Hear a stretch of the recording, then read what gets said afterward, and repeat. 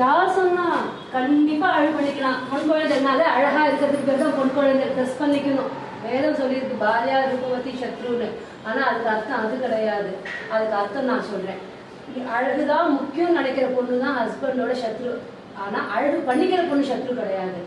வீட்டோட financial status என்னன்னு தெரியாம, எக்கனாமிக்கல் பொசிஷன் என்னன்னு தெரியாம, எனக்கு இன்னைக்கு நியூவா வந்திருக்கு பிராண்ட் நியூ ப்ராடக்ட் எல்லாம் இந்த வீக்கே வந்தாகணும், நான் எவ்ரி வீக் ஸ்பா போகணும், ஃபேஷியல் பண்ணிக்கணும், பாடி மசாஜ் பண்ணிக்கணும்னு சொல்லி யார் வீட்டோட சுச்சுவேஷனை புரிஞ்சிக்காம ட்ரபிள் கிரியேட் பண்றாளோ அவதான் ஹஸ்பண்டோட ஃபர்ஸ்ட் எனிமி.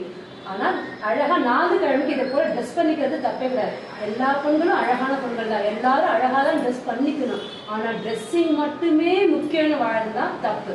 அதுதான் வேதம் சொல்லியிருக்கு பாரியா ரூபவதி சத்ருன்னு. நீங்க மீதி பேரோட சுச்சுவேஷனை புரிஞ்சுட்டு பண்ணிக்கோங்க. எனக்கு இந்த புது புடவை வந்தே ஆகணும், மார்க்கெட்ல வந்து புது ஜுவல்ஸ் வாங்கிட்டே ஆகணும்னு சொல்லக்கூடாது. இருக்கிறத எடுத்து அழகா ட்ரெஸ் பண்ணிட்டா தப்பே கிடையாது. அதுக்கு அர்த்தம் அதுதான். ஓகே.